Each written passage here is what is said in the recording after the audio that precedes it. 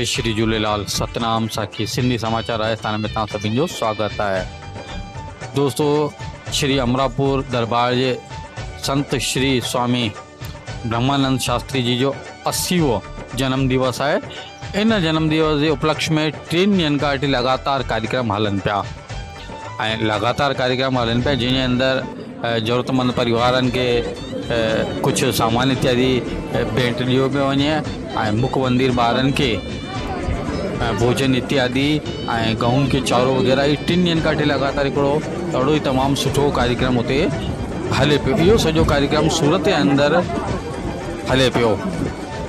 जंहिंजे अलावा तव्हांखे ॿुधायूं कि सिंधी समाचार राजस्थान जी डायरेक्टर श्रीमती रेखा धनकानी जी सूरत जे दरबार में पहुंची करे संत शिरोमणि साईं ब्रह्मानंद शास्त्री जी के पुष्प गुच्छ भेंट ॾेई करे उन्हनि जो शुभ आशीर्वाद प्राप्त कई।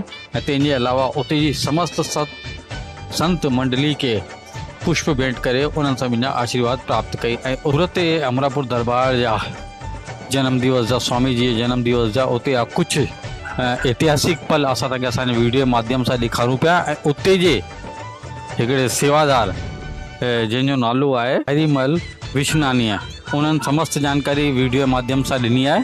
तंहिंजे अलावा साईं जिन भी पंहिंजे मुखार बिंदु सां कुछ शब्द चया आहिनि। त अचो तव्हांखे असां सभु समस्त जानकारी वीडियो के माध्यम से ॾियूं पिया। जय श्री झूले। तो ही ॿार दरबार से पहुचा आहिनि। उन्हनि जी प्रेम प्रकाश आश्रम जे पारां सेवा थी रही आहे। भगवान आशीष करे वरी ॿिया बि कार्य थींदा रहनि ऐं पाण सारे सिंधी समाज के प्रेरणा आहे त इन पासे ध्यानु ॾींदा त पाण सुठो सहयोग करे सघूं था ऐं उन्हनि जे द्वारा पाण खे आशीष ॾींदी। पंहिंजे जीवन में सुख शांति वाधारो बणियो रहे ऐं को बि पंहिंजो सुभाणे साईं जिन जो जन्मोत्सव आहे, जंहिंजो मूंखे सौभाग्य मिलियो आहे कि मां सूरत आई आहियां साईं जा आशीर्वाद वठण लाइ। चईंदा आहिनि त इहो बि ॾाढो क़िस्मत सां ॾाढो सौभाग्य सां मिलंदा आहिनि साईं जो आशीर्वाद पाण खे मिले। त कीअं मां हिते पहुतमि ऐं कीअं ख़बर पई कि सुभाणे हिते जन्मोत्सव आहे ऐं हिते एतिरी तयारी सुठी हले पई। त असांजा धनभाग आहिनि कि असां बि हिते हिन जा दर्शन करे निर्दार थी वियासीं। जय श्री झूलेलाल। जय झूलेलाल। असां सूरत मां प्रेम प्रकाश आश्रम सूरत असांजे गुरुदेव प्रेम प्रकाश आश्रम जा गुरु जी स्वामी ब्रह्मानंद जो 80 जन्मोत्सव वॾे धूमधाम सां मनाए रहिया आहियूं। ही प्रोग्राम सूरत में प्रेम प्रकाश आश्रम सिटी लाइट में 3 ॾींहं लाइ मनाए रहिया आहियूं। तारीख़ 21, 22 ऐं 23 जुलाई।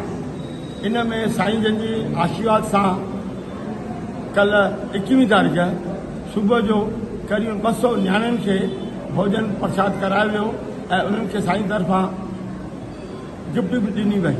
शाम जो झूलेलाल जो बहिराणो बि कयो वियो, जंहिंमें बि जो सुठे रूप में सभिनी प्रेमियुनि उत्साह सां कयो। मंद ॿुधिया ॿार करीबन 100-125 ॿारनि खे ऐं उनजे माइटनि खे साईं जे तरफ़ां प्रसाद जो करायो वियो। उनखे बि ॿारनि खे गिफ्ट साईं तरफ़ां ॾिनी वञी थी पई।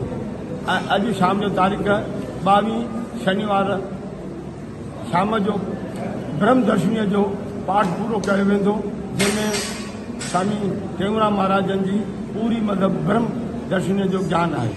सुभाणे तारीख़ 23 आर्तवार ॾींहुं सुबुह जो सत्संग थींदो ऐं तंहिंमें 120 परिवार ज़रूरतमंद सिंधी 120 परिवारनि खे क़रीबन हिकु परिवार खे 1015 जो सामान ॾिनो वेंदो ऐं जेको इहो साईं जन जी तरफ़ां क़रीबन 20 साल खां वठी हर महीने ॾिनो वेंदो आहे। ऐं सुभाणे राति जो सूरत में ई तेरापंथ भवन आहे, उते वॾे धूमधाम सां क़रीबन 1500-2000 माण्हुनि जो उपस्थिति में साईं जो जन्म उत्सव धूमधाम सां मनायो वेंदो। इन में साईं जन जी कृपा बनी रहे कि साईं जन जो सिंधी समाज ऐं झूलेलाल जी सिद्ध करे ऐं साईं टेऊंराम जा गुण ॻाईंदे करे सुठो हलनि था पियो। इहा असांजी भॻवान खे प्रार्थना आहे त सभिनी प्रेमियुनि खे सुठो हिमत ॾियनि ऐं साईं जा गुण ॻाईंदा रहनि। असांजे मथां आशीर्वाद आहे सूरत में मथां। साईं जी हिकु दरबार अजमेर में बि आहे, उहो बि लॻभॻि 40 साल खां, सूरत में 20 साल खां साईं जी ब्रह्मानंद जी दरबार हली रहिया। सतनाम साखी, जय झूलेलाल, जय झूलेलाल, सतनाम।